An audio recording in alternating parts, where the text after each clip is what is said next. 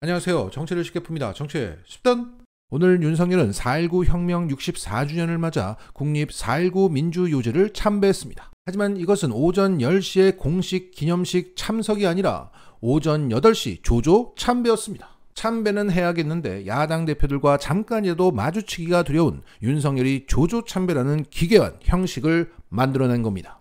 일단 좋아요 부탁드리고 유익하셨다면 구독까지 눌러주세요.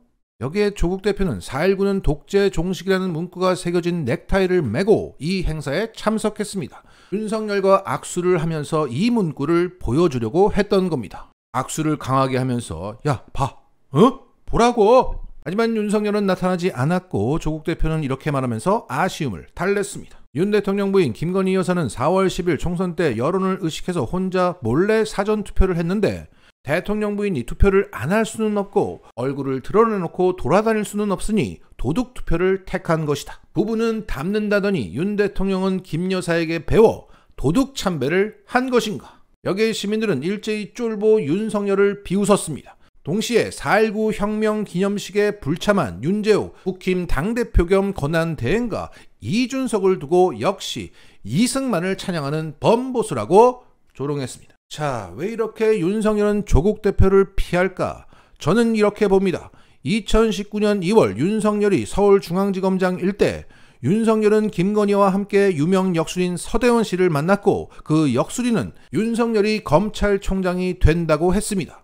이후 윤석열이 검찰총장에 진짜 오르자 김건희는 그 역술인에게 전화를 걸었고 당시 통화에서 수화기 너머로 윤석열의 목소리가 또렷하게 들렸다고 합니다. 조국이 대통령 될 건지 물어봐! 당시 그 역술인이 어떤 대답을 해줬는지 알려지지 않고 있으나 그 역술인이 조국이 대통령 될 것 같다고 말했다고 추정합니다. 그래서 2019년 당시 차기 대권 경쟁자로 보였던 조국을 그렇게 무자비하게 털었던 것이고 현재 조국의 부활을 보면서 그 예언이 실현되는 게 아닌가 하는 두려움에 윤석열은 사로잡혀 있다고 봅니다.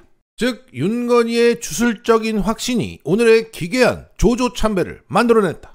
자, 작년 4.19 기념식에 참석했던 윤석열은 이렇게 말했습니다.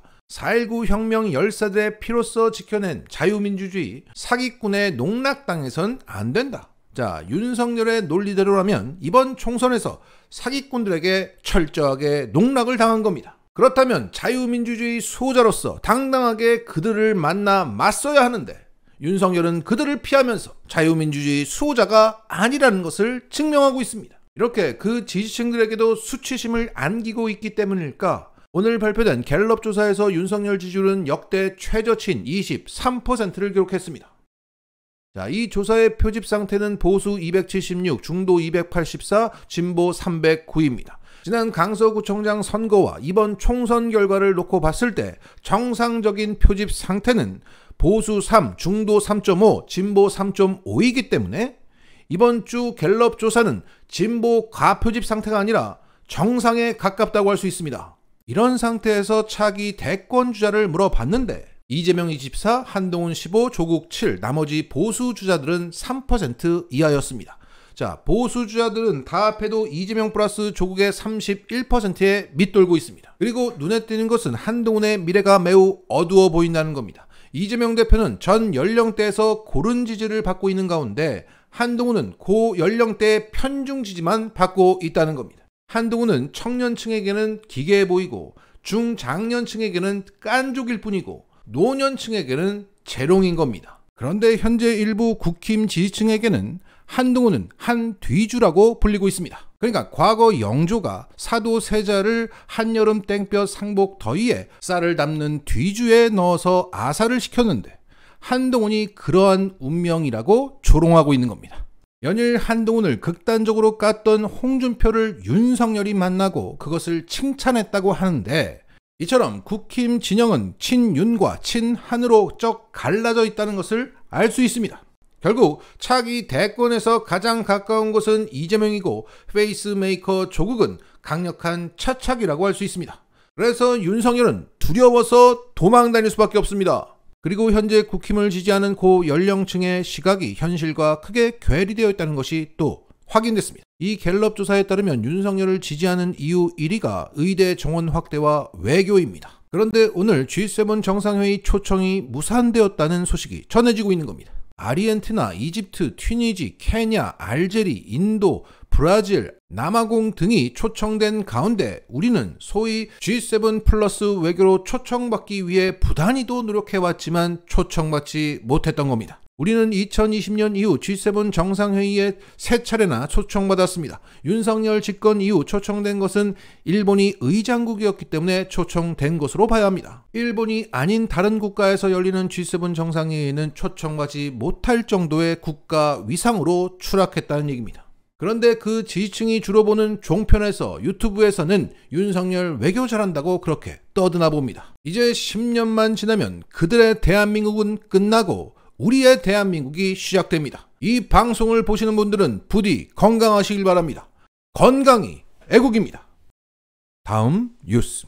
최근 검찰로부터 압수수색을 당했던 뉴스버스는 검찰의 디지털 캐비넷에 대한 단독 보도를 쏟아내면서 그 반격에 나서고 있습니다.